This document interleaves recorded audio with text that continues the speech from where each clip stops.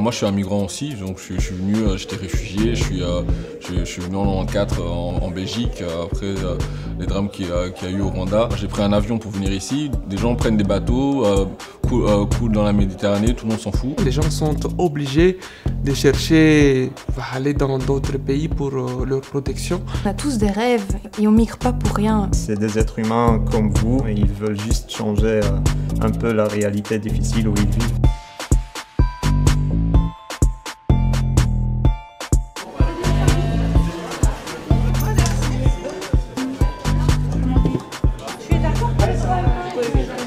Merci d'être là si nombreux pour notre premier forum citoyen.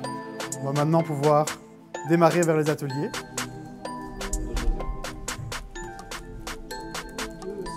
On a eu des bons échanges parce qu'on avait des gens issus de différents pays. On avait notamment des gens du Congo, du Rwanda, de France, de Belgique. Quand on parle de migration, on a tendance à parler à la place d'eux. Et ben là, c'est l'opportunité de donner la parole aux concernés. La gouvernance, oui, mais en termes de loi, de réglementation qui permettrait à un citoyen qui a des parents d'origine congolaise d'avoir la double nationalité et de pouvoir travailler au Congo. Ça a été souvent que je prends cette position de regarder loin. Pour mieux accueillir, déjà, il faut accepter d'accueillir. Donc dire déjà, on accueille les gens. Puis après, accueillir avec, en pensant pas qu'on fait un acte de charité, mais qu'on fait en fait notre devoir en fait. Les cadres dans lesquels on accepte les gens sont très restreints. Et il est temps d'actualiser un peu ces choses-là. Par exemple, les réfugiés écologiques, c'est quelque chose qu'on ne prend pas du tout en considération aujourd'hui, alors que c'est un des enjeux majeurs de demain. Pour les personnes en centre, il y a beaucoup de femmes et enfants. Ce serait vraiment intéressant de repenser à avoir un accompagnement psychologique ou social un peu plus présent. Et leur donner peut-être plus d'égalité par rapport aux droits médicaux qui pour moi sont le minimum pour pouvoir respecter la dignité d'un être humain.